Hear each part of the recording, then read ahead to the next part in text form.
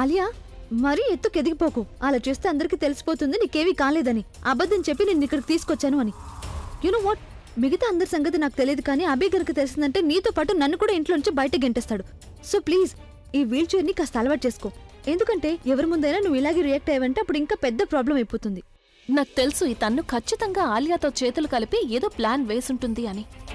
అబద్ధపు accident drama ఆడి ఇంట్లో అందర్నీ వీళ్ళు ఫూల్స్ని చేశారు, కానీ నన్ను మాత్రం ఫూల్ చేయలేరు. ఎనీవే, తర్వాత సంగతి ఏం ఆలోచించావు? ప్రస్తుతం మన గెలుపుని మనం సెలబ్రేట్ చేసుకోవాలి. నేనొచ్చాక ప్రజ్ఞ మొహం చూసావా తను? అది కూడా నా మొహం చూసినప్పుడు పాపం తను చాలా షాక్ అయిపోయింది. తను మొఖం మాడిపోయింది పాపం. ఎనీవేస్, ఇప్పుడు మనం చాలా అలర్ట్గా ఉండాలి. తను అన్నయ్యని పెళ్లి చేసుకుని తను ఇంటికి వచ్చినప్పుడు మనం చాలా పట్టుదలగా ఉన్నాం కదా తనని ఇంటి నుంచి బయటకు పంపించాలని. ఇప్పుడు కూడా అలాగే పట్టుదలగా ఉండాలి. మనం గనక అలా చేయలేదంటే అప్పుడు తను మనల్ని మెడపట్టుకుని బయటకు గెంటేస్తుంది. తను అలా చేయడానికి ముందే మనమే తనని ఇంటి నుంచి బయటకు పంపించడానికి ఏదో ఒక దారి వెతికేయాలి. ప్రజ్ఞ, నువ్విక్కడ? ఓ ఐ నో, నువ్విక్కడ ఏం చేస్తున్నావా అని.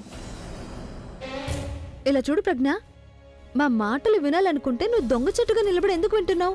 లోపలికి రావాల్సింది కదా. మీకు తెలియకుండా మేము మాట్లాడుకుంటున్నవి నీ ముందు కూడా మాట్లాడుకోగలం. ఇప్పటికే 2 సార్లు నువ్వు ఓడిపోయావు. నువ్వు నీ వీడియోని ప్లే చేయలేకపోయావు, ఆలియాని ఇంట్లోకి రాకుండా ఆపలేకపోయావు. ఇప్పుడు ఆలియా ఇక్కడికి వచ్చాక నేను ఇంతకు ముందు కంటే ఎక్కువ స్ట్రాంగ్ అయ్యాను. నువ్వు కాస్త జాగ్రత్తగా ఉండాలి.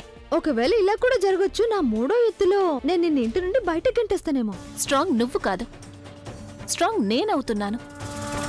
ఎందుకంటే నీకు ఎవరైతే తోడుగా ఉంటున్నారో వాళ్ల పని ఎప్పుడైతే పూర్తయిపోతుందో అప్పుడు వాళ్ళు నిన్ను ఒంటరిగా వదిలేస్తారు. అప్పుడు నాకు తోడుగా నా ప్రేమ, నా స్నేహం, నా కుటుంబం ఉంటుంది. వాళ్ళకి ఎంత పెద్ద దెబ్బ తగిలినా వాళ్ళు నన్నెప్పటికీ ఒంటరిగా వదలరు.